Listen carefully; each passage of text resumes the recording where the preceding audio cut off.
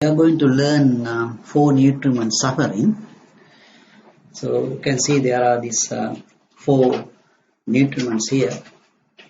That is this physical nutriment, contact as nutriment, mental volition as nutriment, consciousness as nutriment. So because of these four, we go four bad ways. Going bad way through will, going bad way through hate, going bad way through fear, and going bad way through delusion.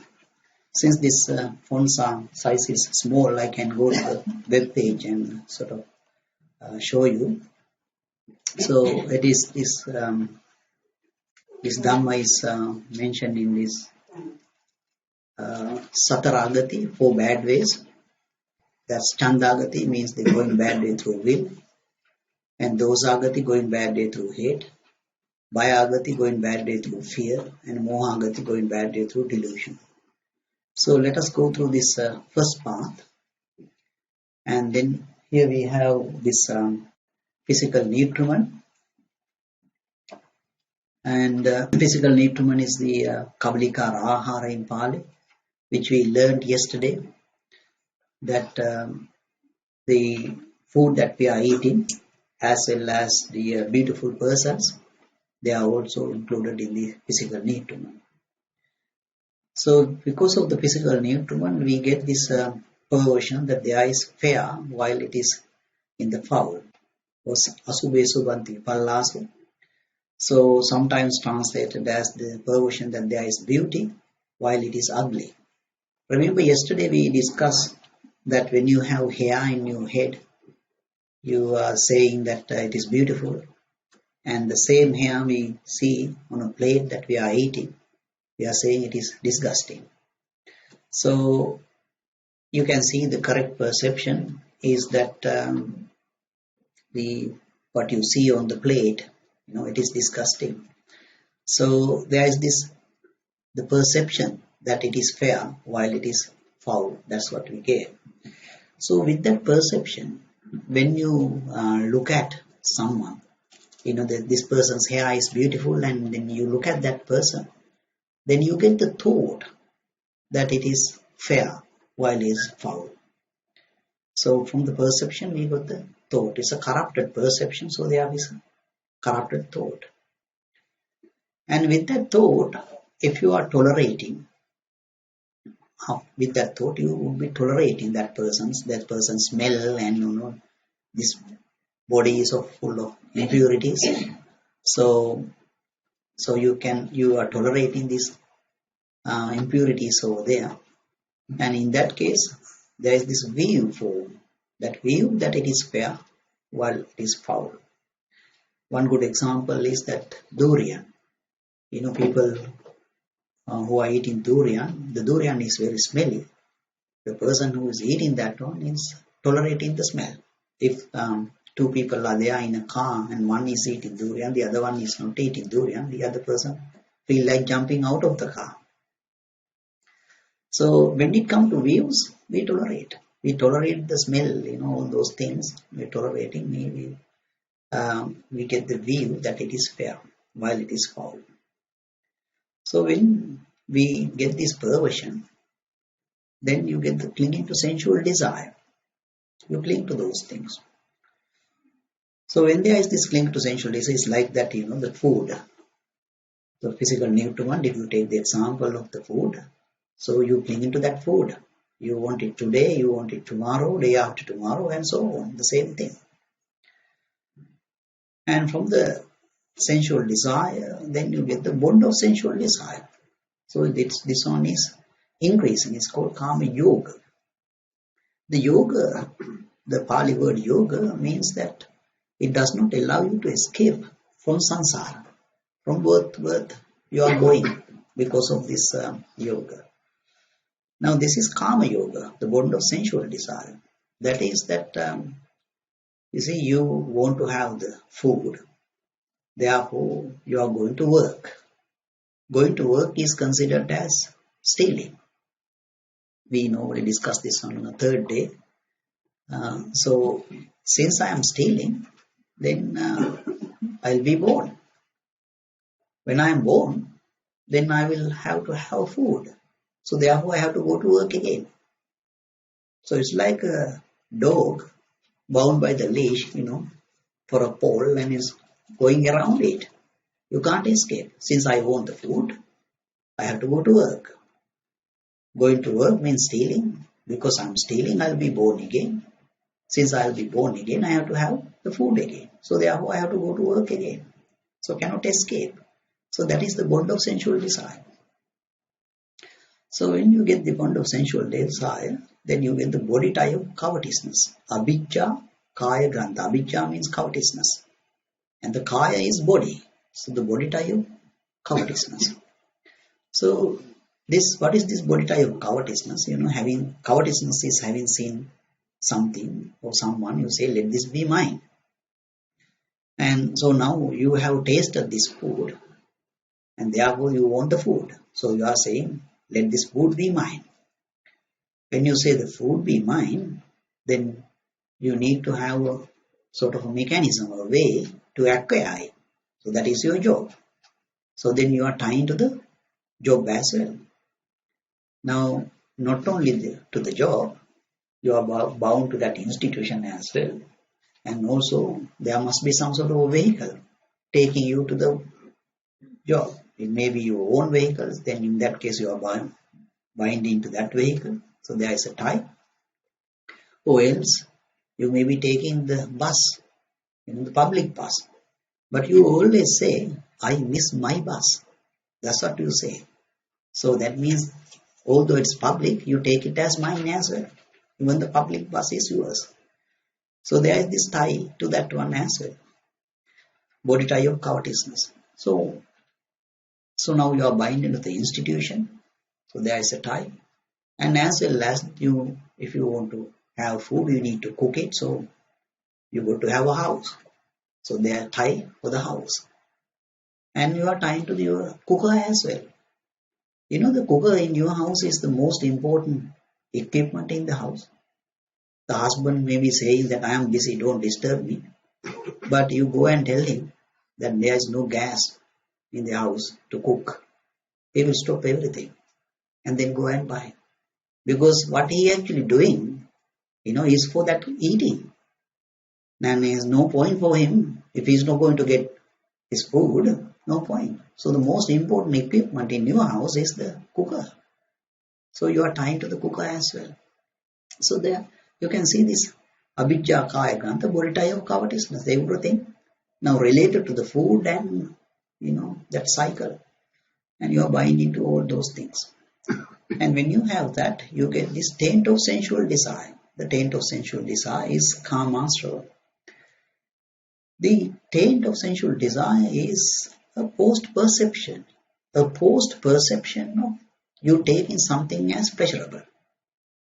When you are entering this house, you might get a good smell. Someone is cooking something. And then you think, okay, this food, I'm going to have a good curry today. But only after eating that you know whether there was this, the taste, the salt is enough salt or enough lemon or whatever. So you know that one only after eating. So after eating, that you got the first perception, that there was a pleasurable thing, and the post-perception of that one is the taint of sensual desire. And now this one becoming more and more. That is flood of sensual desire. It is increasing. As I mentioned yesterday, that whatever thing you eat, you have not given up anything. Even for that since you are diabetic or something, you might have given one food, but you have actually given up that one. Now for the moment I am not going to eat that one. Maybe if there's someone cure me or something, I will eat it. So we have not sort of given now. So it is increasing. Today we are eating food from everybody. That is Australian. Remember, I was telling this story on Australian was telling the best thing happened to this country was that the various people came from various parts of the world. They brought their food with them, and we are eating our one and their one as well. So we are enjoying. So it is going up more and more. So that is the flood of sensual desire. Now imagine you are here and then the flood is coming and flood is up to this level and it will lift you up. So then what you get is the barb of lust.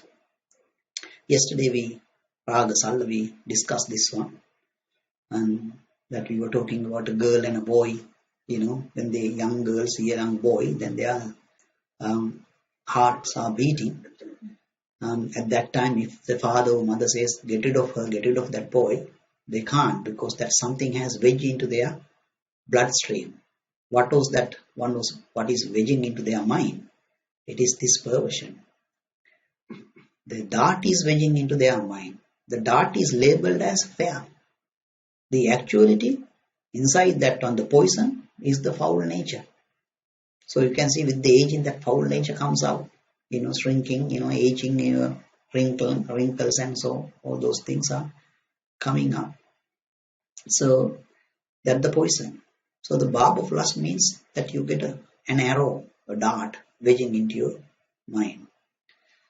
So when that happens, then form becomes the steady point for consciousness. The consciousness go and hold the form, because the form is the one, that physical nutriment is the one. Let me come in this path. So therefore it is going and holding to the physical nutriment. So that is the first house. Yesterday we discussed the first house of the consciousness. So if you want to have the food, what can you do? You need to creep into a canal of urine and excrement, isn't it? Mother's womb. So you go bad way through will. When you go bad way through will, there are 3 results that can be expected. So that is this result here is the birth, the pain, and the distress. So when small children, when they do mathematical sum, they say 2 plus 3 equals 5, and they do draw 2 lines to the answer. So likewise the answer is over here, the pain. Don't draw lines, but it is this the answer. The first part, what we end up with, pain. So then pain is getting contacted by the mind. So they become the contact as the nutriment. Then we get the perversion that there is pleasure while it is in the painful. So now you are thinking pleasurable. Why are we actually saying that while it is painful? You see how long it will take for you to go from here to here, birth to aging. 80 years. If it is 80 years now, if you are 40, then you can see 40 divided by 80. That much pain is there. For a 4-year-old boy, then the 4 divided by 80. That much pain is contacting him every day when he go in front of a mirror. If you are 79, then 79 divided by 80. 99% pain is there. This is 100% when you go to death. But we foolishly think it is pleasurable. So again, there are these 3 perversions here. The perception, the thought, and the view are there. When this happens, so since you are perceiving it as pleasure, you hold the future. That is virtue and duty clinging. Remember we explained that one yesterday. So you hold the future, you are happy to go to Brahma world, divine world, and so on. And then you get the bond of existence. Previously we had the bond of sensual desire, now we have the bond of existence, Bhava Yoga. Going to the Brahma world, divine world, and so on. And then you get the body tie of ill will. Remember that yesterday also we touched upon this one, why you get the ill will? Because you thought in a happy moment you hold the future. Tomorrow will be like this one. Tomorrow comes, you get a phone call from your office. Don't come to work, you are fired. Now you are thinking, how can I eat? Because you had the sensual desire for that one before. Now you are thinking, how can I eat? You are bound to that one. And again, now you are thinking, if you have got a car, for the mortgage or something, how can I pay the mortgage? How can I pay the mortgage for the house? Whatever thing you were binding to before, body tie of covetousness, the house, your cooker as well, now everything become the other way around. So you get the body tie of ill will. Although you get the bodhita of ill will, you are not going to give up. You are happy to go on, because if you are fired from the office, do you just give up? You find another job or something because you think still it's worth doing, rather than giving up. So you get the taint of existence, bhavasro. The taint of existence is a post-perception again. It's a post-perception of this perversion. The perversion that there is self in the not self. So then it is in order for us to discuss how do we get this perversion over here. There is self while it is not self. Remember that mango eating example. You earn money and then pay you all the bills, rent and so on. You manage to save $10. Having saved then $10, then you are going to have a fun. So you went to the mango dealer, and then he was actually selling two types of mango, and one pile it is $10 or less, the other one is very good one, they are $20 or more.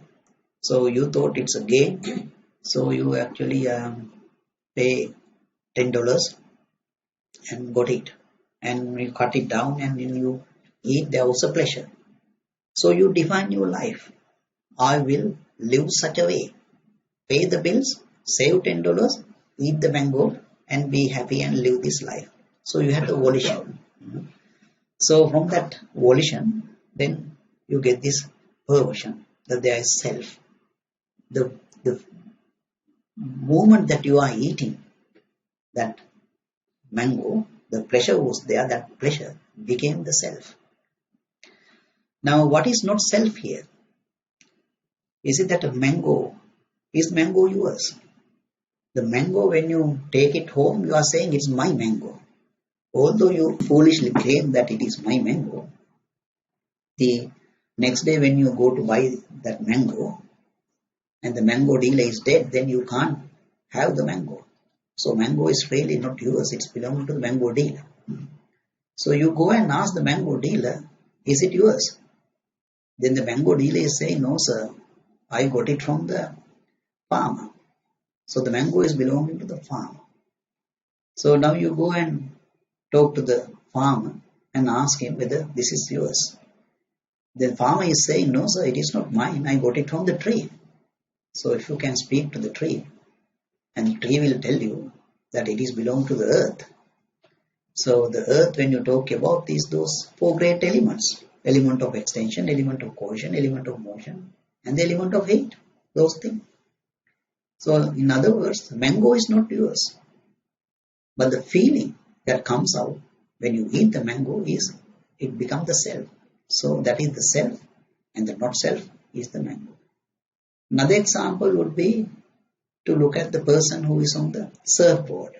The person who is going the surfing on the sea, that he is very happy. He is asking others to look, watch, video me. Somebody actually told me, a girl was telling me her boyfriend is going on this surfing, and he wants her to watch, every movement that he is going on, video me, watch me, and she doesn't want to do that one, and they say this person is blaming her if she does not do it. So he is thinking, at the top of the wave, he is sliding that way, so now he thinks that I exist. And at that particular moment, he took the feeling that he gets while sliding is self, as well as that wave, that lifting him up, that the form and the feeling both are as self. What is not self in that case? You see, in the case of the sea, because of the wind, we got the wave. Wind sees us, the wave sees us. In our case, how do we get the wave? We created the wave from contacting by eye, ear, nose, tongue, body, and the mind. That wave, Buddha said, is bigger than the wave in the ocean.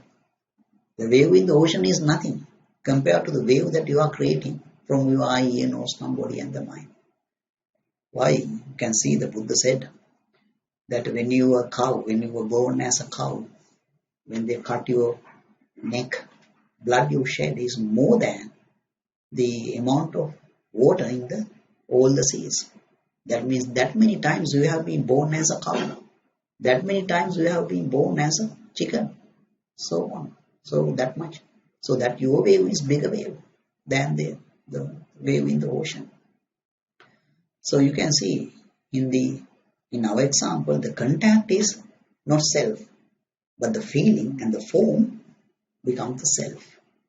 So you can understand the perversion that there is self. So post perception of that one is the taint of existence, which we can now explain using a diagram. Now this is the same content that we are talking about, because only the English term is there.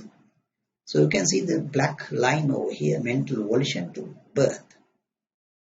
So whatever Dhamma phenomena to the left side of this line signifies what is called greed. So if I draw a parallel line from the perversion that there is pleasure in the painful, then you are reaching the taint of sensual desire. In other words, the taint of sensual desire is the post-perception of you taking something as pleasurable. And if you draw another line, it goes through the perversion that there is self in the not self, it goes into the taint of existence. So the taint of existence is the post-perception of you taking something as self. And if you draw another line from the perversion that there is permanence in the impermanent, and it is reaching the taint of views. These are the parallel lines to this black line. So the taint of views is then the post-perception of you taking something as permanent. So those are the perversions. And these are the view, taints, astral. Now we discuss up to this one. From the perversion, we got this, the taint of existence. Now that one increase. So we get this flood of existence. It become more and more, and it come to the unbearable state. So you get the barb of hate. Remember we explained that one using my grandfather's example, that why each time he is going to eat, that he's saying that these people can't cook.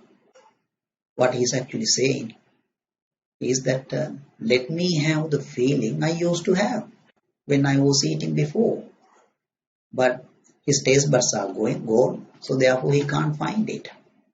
So in other words, when we get the barb of hate, something is wedging into our mind.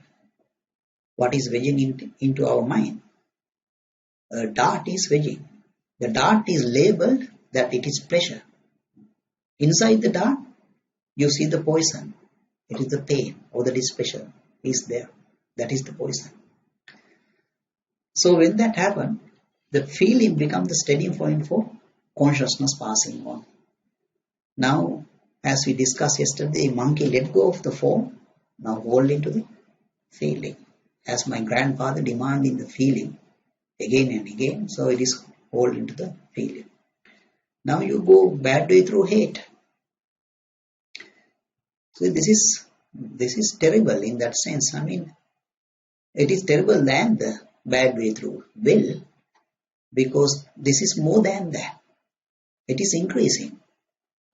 If you normally have something, some sort of tasty food or something, then you are clinging to that one. And this is the worst case where it's like a balloon you are pushing underneath the water. Then it is coming up very heavily. So having something, a pleasurable object, and compared to that, I do not have that one, let me have it, is forceful. So you are going badly through hate. So the three results can be expected: the aging, sadness, and separation from what is pleasing. So now you can see the answer is sadness. In this particular instance, so we are forming a sort of meditation technique, and gradually we increase that one. So you got the first meditation starting with this one. How do we do that one? You get the physical nutriment, and you spin that one with the barb of lust, and you establish your consciousness in a canal of urine and excrement. That means you went through bad way through will, and what I get is the pain. Pain contacted by the mind, and what I get is the sadness. So when your feeling is sad, then your perception also becomes sad. So from the sad perception, you have the volition. Volition coordinates your feeling and your perceptions. And so you can see that we are actually constructing this volition, from the bad perceptions. The bad perception because you did not get a really good one, you got a rotten mango. After eating a rotten mango, you define your life. I will live my life like this, pay the bill and eventually I save the $10 and then I take a rotten mango and eat. So those are the perceptions. And from that one, you have the volition to live. So then you get the perversion that there is self in the not self, which we explained a little while ago. Now the self is there in your mind. Therefore, there is this view clinging.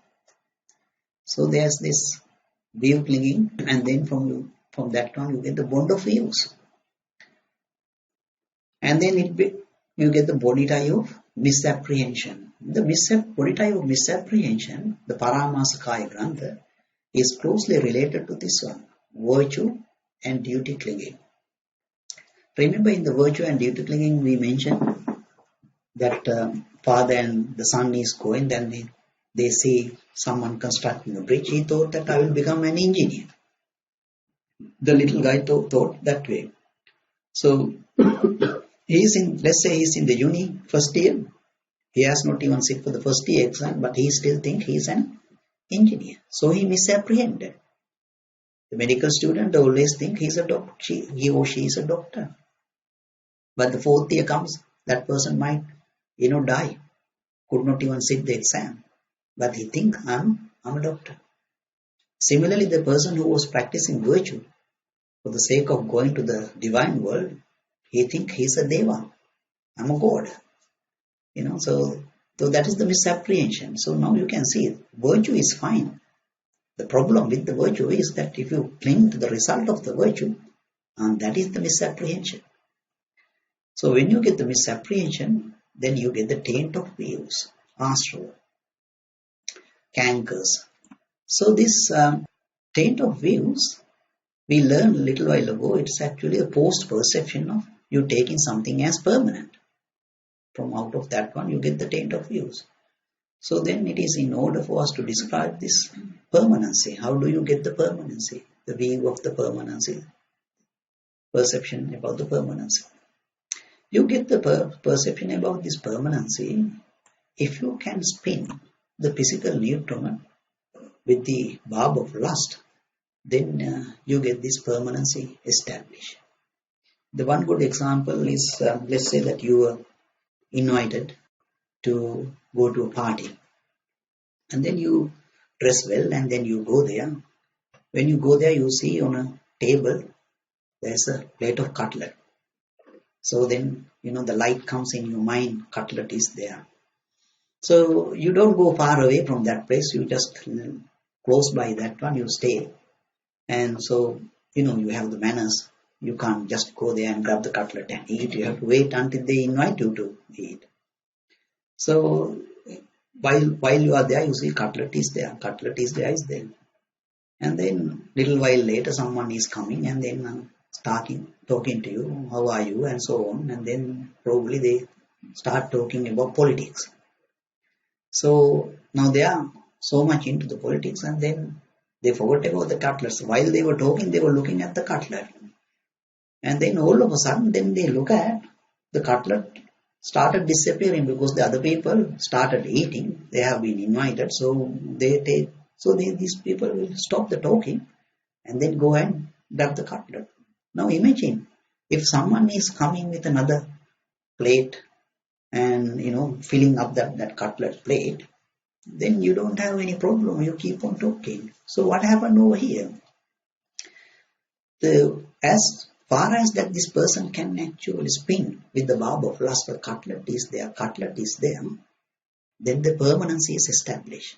the cutlet is disappearing, then he get this impermanency scenario. So that is how we get the permanency established in our mind, the thought or the concept about the permanency. So when that one arises, this one is maintained by our own conceit, your vanity, madhu. That it is like there is a sort of a bridge between this perversion that there is self to the permanency. Permanency on that side, the self is on that side, and there is a bridge. That bridge you are maintaining from your conceit or the vanity. One good example is that when, let's say, you want to buy a car, you take $50,000 and go to the car dealer, and you choose your car, and then by the time you are signing the papers, car dealer is telling you, I will give you 3 years. That means guarantee is 3 years. Would you believe it? I didn't. When I was actually going to buy the car in Brunei, and as soon as the car dealer said that one, then I was thinking, no, my father had a car, he used it for 30 years, so it is permanent for 30 years. It will last, it is not going to break in. This person is saying it will break in 3 years. I'm saying no, it's 30. And on the other hand, I had another example. I had a car, I sold it after 15 years, so it is lasting 15 years. I don't know what happened after I sold it, but 15 years. What are we actually saying? So you can see the self to permanency. From our vanity, we are making this bridge. What are we saying here? When you are in a mind-made body, you can see people die inside the mother's womb. They die, one inside it. They die after being born 1 year's time, 2 years' time, 30 years' time, and so on. What do you say to those people?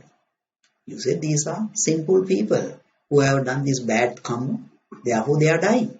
I lived last birth, I lived 80 years. So you are actually making the bridge from self to permanency, the 8 years permanent. So that's how this is established, maintained from the first you establish it by spinning with the barb of lust, and then you maintain from your conceit and the vanity. So the permanency. So post perception of that one is this taint of views. When you have the taint of views, then it is increasing again, so then you get the flood of views. Then it comes to the barb of views. That means you cannot tolerate anymore. It's an unbearable level. Is the barb of views. At that time, a dart is wedging into your mind. What type of dart? A dart is labeled as self. The poison inside that dart is the not self. Always you say, this job is mine, isn't it? Until you heard that you are fired. The poison is inside that one. Whatever thing you say, house is mine. Until the earthquakes comes in, isn't it? So the poison is there, not self. And when that happens, the perception becomes the steady point for consciousness. Because perception is the one led to this path, from the perception over the mental volition. So when you come to the barb of views, it go and hold that perception. Like that monkey let go of the form, let go of the feeling, now hold into the perception. So that it becomes the steady point. So now you are going bad way through fear. Why we go bad way through fear? It is because you are afraid that your volitional formations will be broken. That's why you are afraid.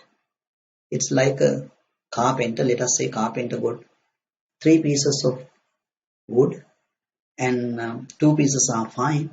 The other one is damaged, insect bites or some sort of a damaged wood piece. Now, carpenter didn't have any choice. He constructed a table. After constructing the table, he see that the damaged wood piece is coming to the right side of the table, the leg. So now he is afraid that this one will be broken. So that is why you are going bad way through fear. The carpenter's wood piece considered this one as the perception.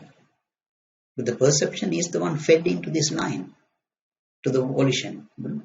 So its construction of the volitional formations is the table or the whatever the thing that he constructed.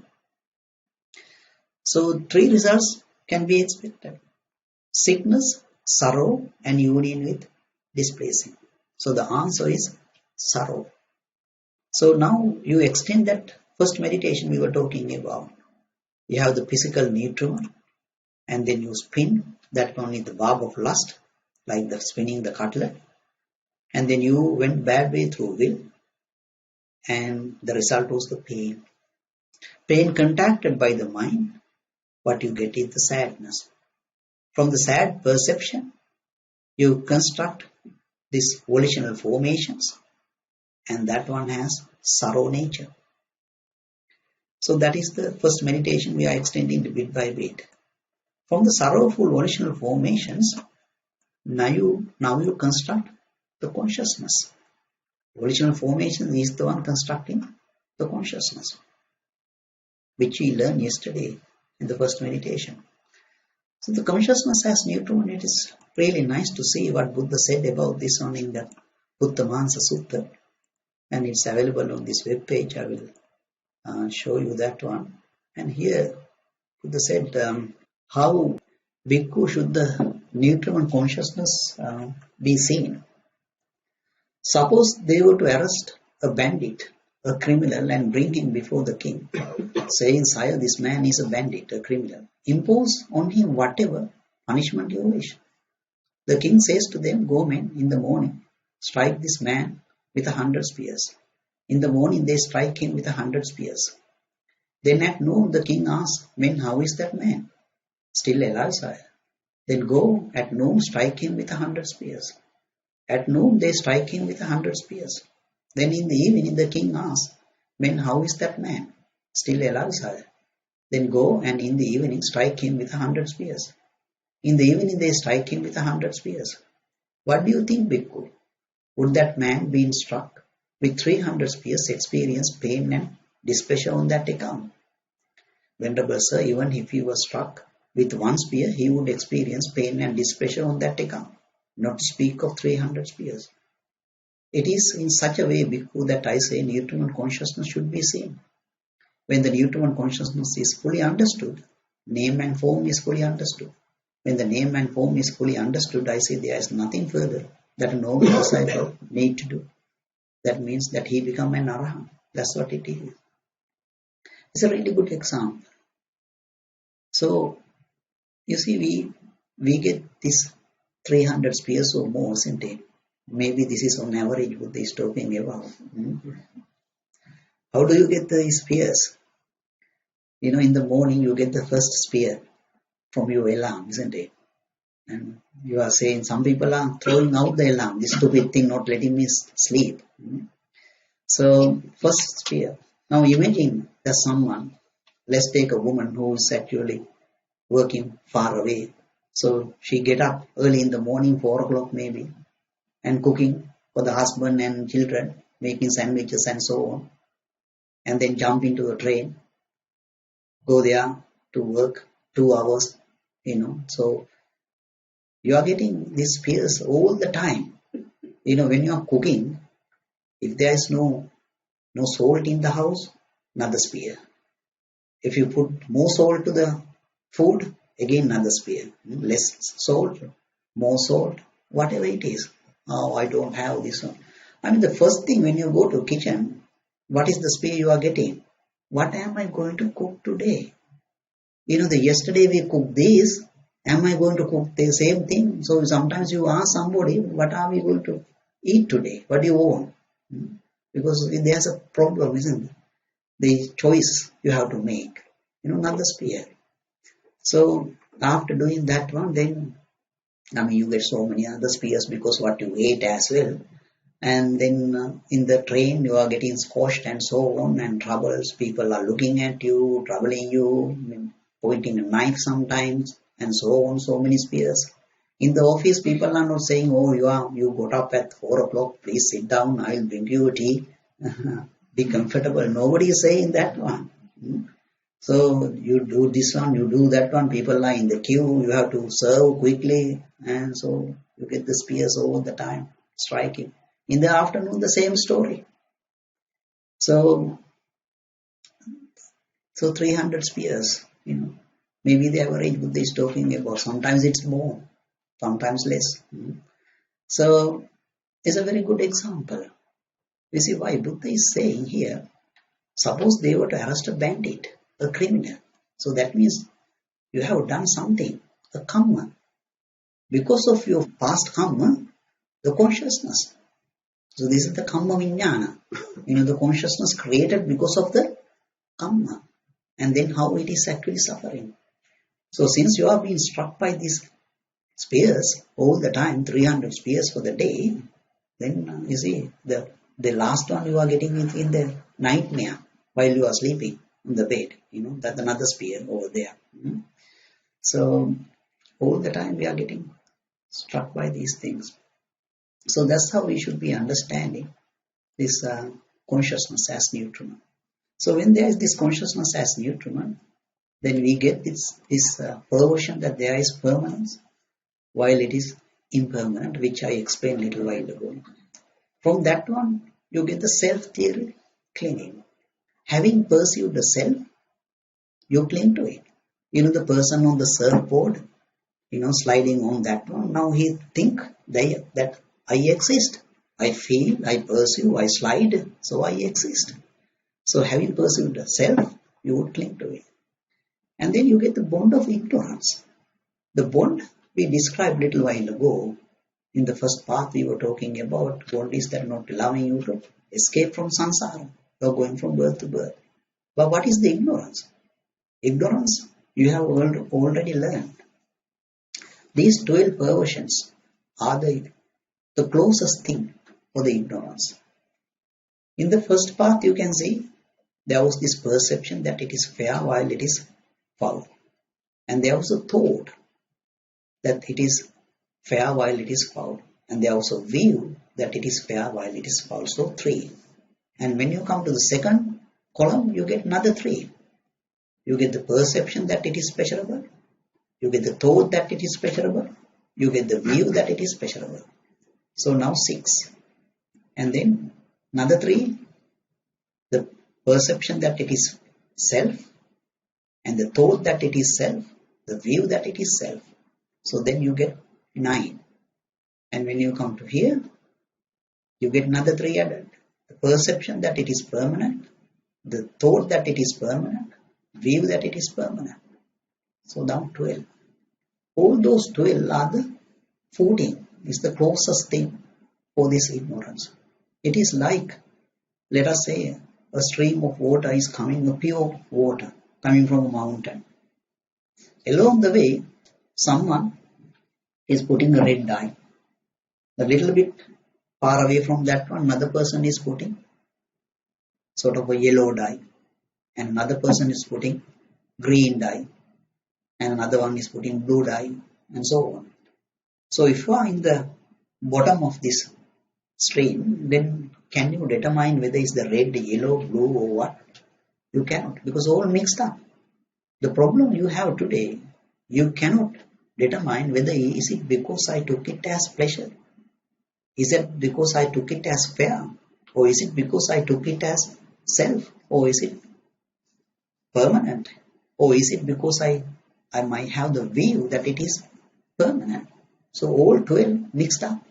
So therefore you can't determine. So that is the ignorance. So when that ignorance is there, body tie of ignorance, then you get the body tie of insistence that this is truth.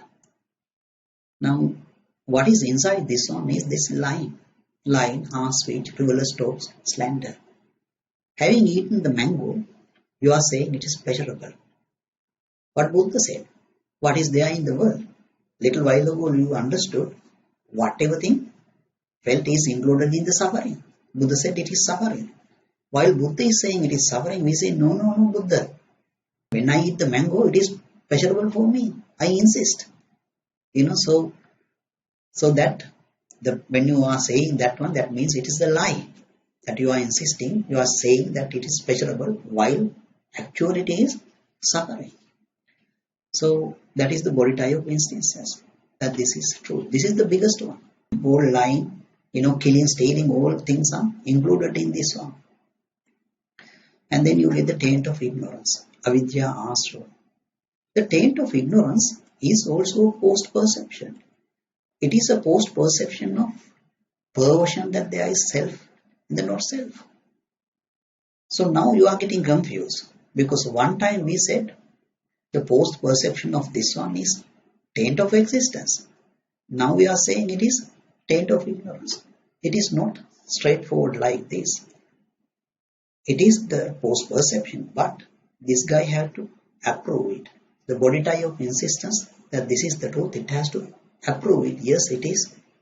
It is mind sort of scenario. It is permanent.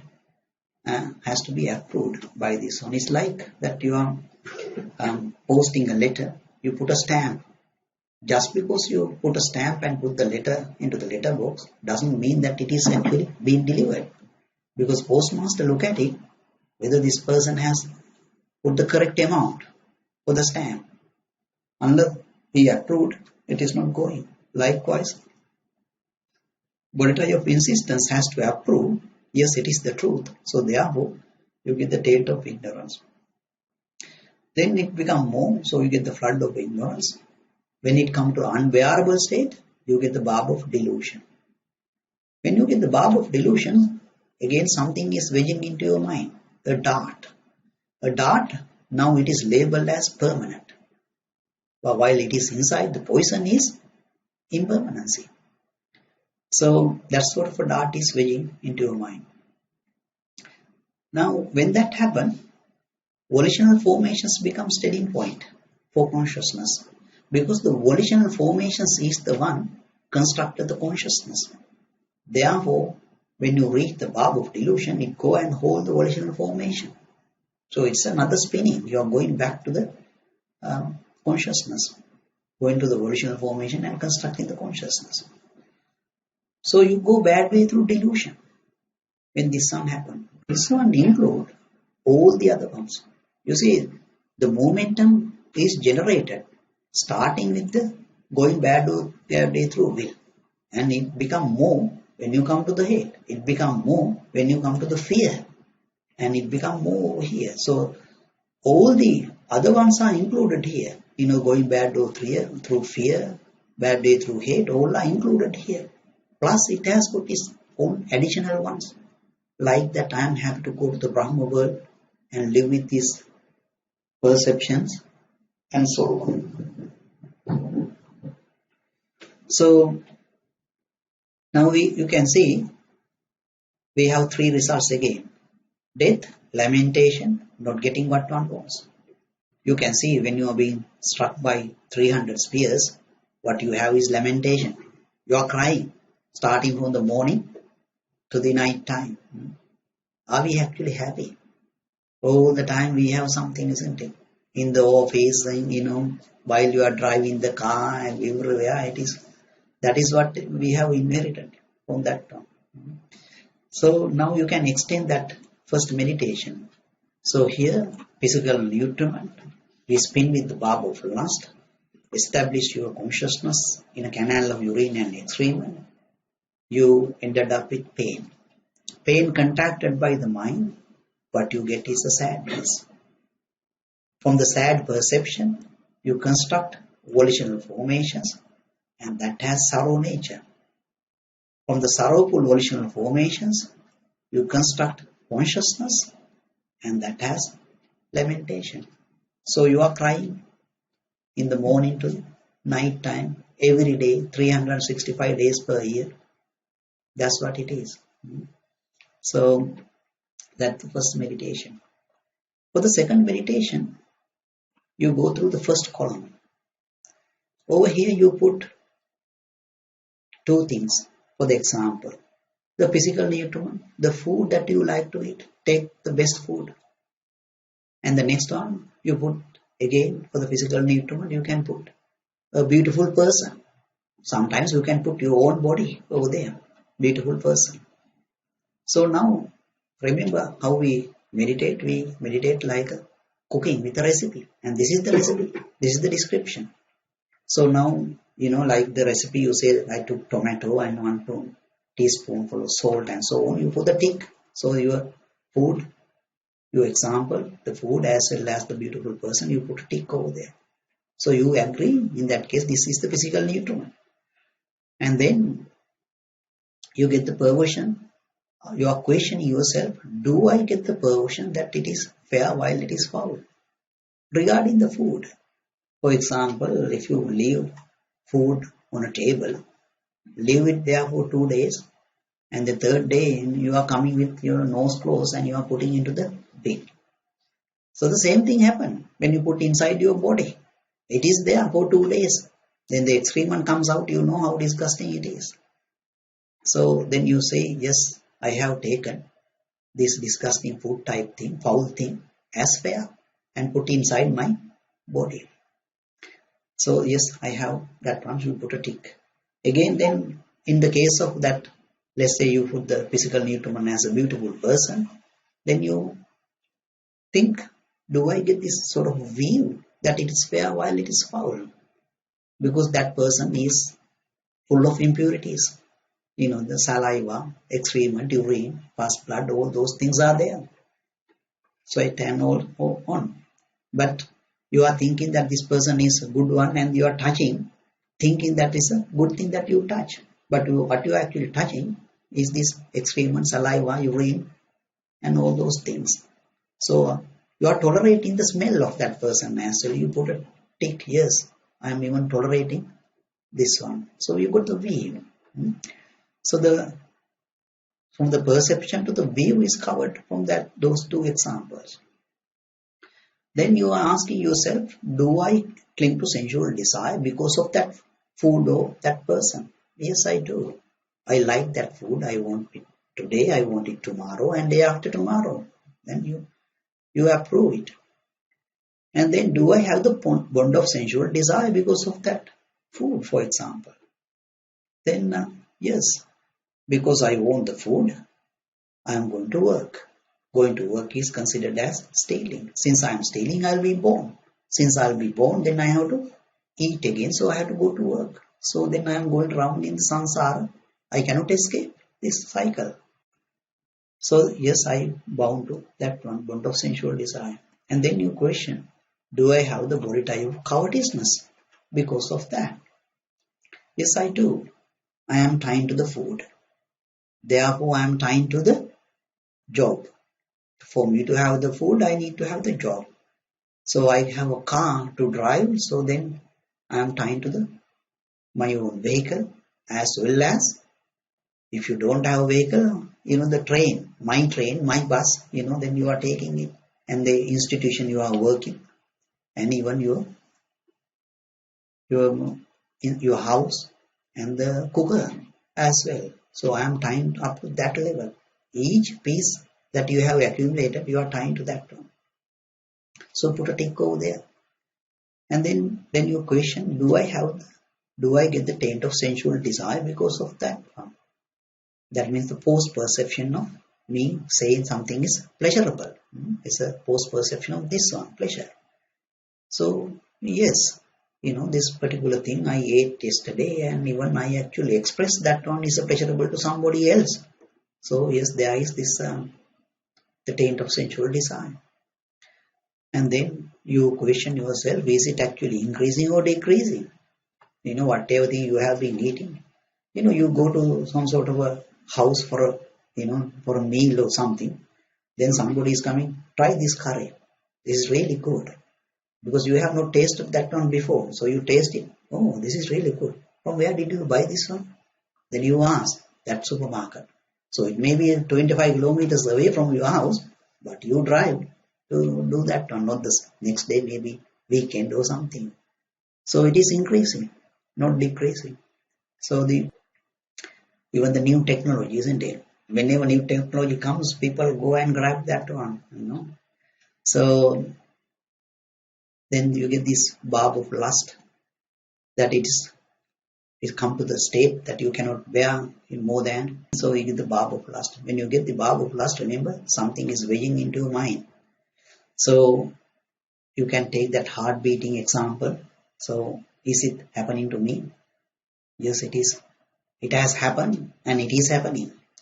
So therefore then the form becomes the steady point for consciousness passing on. It is holding to these physical nutriment and so on. So didn't I go through bad way through will? Didn't I creep into mother's womb, to have this food? There's no other way. I mean, if you go to Brahma world, you don't get this food. So if you want that one, if you have this craving for this food, then you are going bad way through will. So then you are questioning, didn't I end up with pain? So that is this the first one. When you are actually doing this first meditation, then don't overestimate it, don't underestimate it.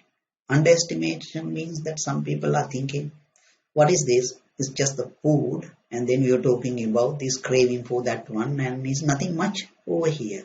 Some pundits normally think like that one. So you see what Buddha said. What Buddha said was, if you understand the physical nutriment in that sun-splash discourse, Buddha said, then you won't come to this world. That means you become a never return.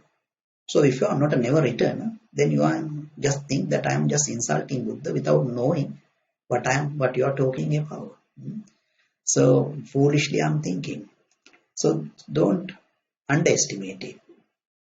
Never return means anagami. And then don't overestimate it as well. Some people are thinking, how can I keep in mind these 10 parts over here, and with the pain it is 11. How can I keep 11 things in my mind? Didn't you study? Didn't you study chemistry, physics, mathematics, engineering, medicine and so on? Those days, even the history, geography and so on, you were talking about that king, this thing and this particular time and so on. So for the one that you go in the birth to birth in samsara, making you suffer, you can spend that much time and keep in your mind. Why can't you keep this one in your mind? So this one let you end your suffering.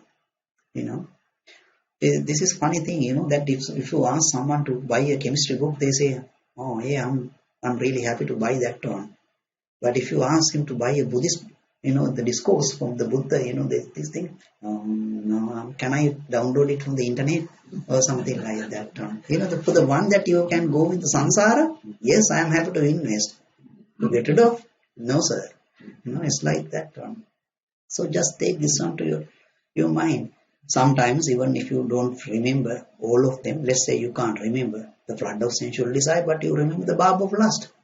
So you meditate more on that one, then you understand. And some people sort of get affected. Oh, I can't remember what a stupid man I am. I can't remember these 10 parts. So then it is actually coming back and, it's a worry. So just don't go into that worry. You can just keep open this piece of paper in your lap and then, occasionally look at. Don't make a habit of looking at it and just take one, So try to do it from the mind. So that is the second meditation. If you remember, you can do this second column as well. Otherwise, just leave it. For a beginner, I am not suggesting to do the third and the fourth, but if you have done this many times, so you can do the second and third, the third and fourth, all of them you can do. So there's a third meditation. For the third meditation, you go across. You see, there is this birth, baby type body. You are subject to aging, sickness, and then death. So after death, you are in the mind-made body. You are separated from the baby type body. That is separation from what is pleasing. So, in other words, you can see the birth, pain, and that you are in the mind-made body. Contacting, you get the separation from what is pleasing. And this is the only body you have. When you are separated from that one, then anything else is not pleasing to you. So you get the union with what is displeasing. It looks like that you are in the mind-made body looking at everybody else is eating, you can't eat anything. You get the smell and all those things, agitations, everything. You can't eat. So you name it displacing. Every pleasurable thing that you were thinking that these are pleasurable things for me to eat and so on, now they are displacing.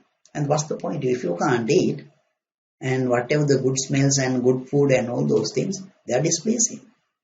So then you can see the aging and sadness, touching, you get the union with what is displacing. So this can be shown in that diagram. You can see there's an arrow marked here. Birth, pain, you get separation from what is placing.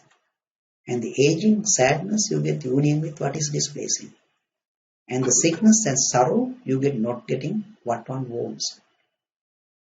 So for the meditation, we are not going to meditate on the third arrow. We are only meditating on the first one and the second one. So you can see only 6.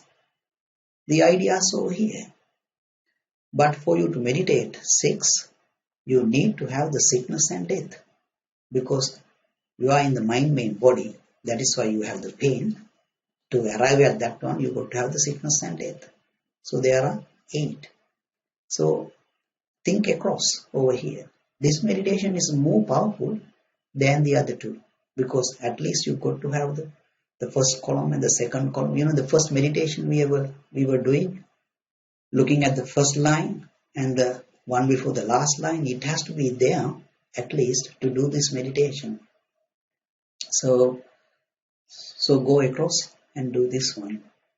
So now, just to recall, you can see the first meditation. How do we do the first meditation? We look at the first line, one before the last line.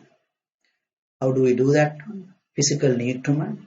You spin with the barb of lust, and then you establish your consciousness in a canal of urine and excrement. And then the result is the pain. Pain contacted by the mind, what you get is the sadness. So your feeling is sad, then the perception becomes sad. From the sad perception, you construct volitional formations, and that has the sorrow nature. And the sorrowful volitional formations, you construct consciousness, and that has lamentation. So you are crying all the time.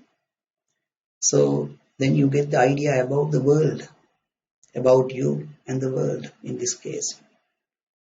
So that is the first meditation. So for the second meditation, you put a physical nutriment, food or something that you like to eat, and a beautiful person. I mean, you can get in whatever example you want.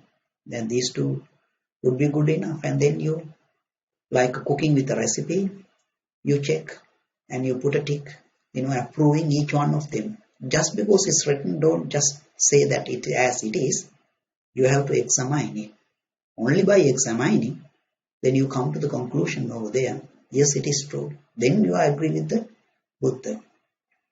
So then you are actually thinking, I established my consciousness in a canal of urine and excrement, and I am ending up with this pain.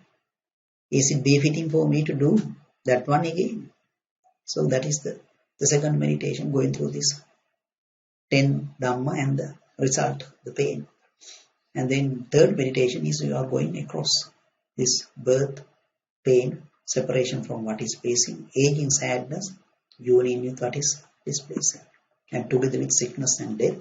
So form the third meditation. So let us take sort of 10 minutes break, 10 or 15 minutes for you to take this onto your mind, and then we will do the meditation after that one.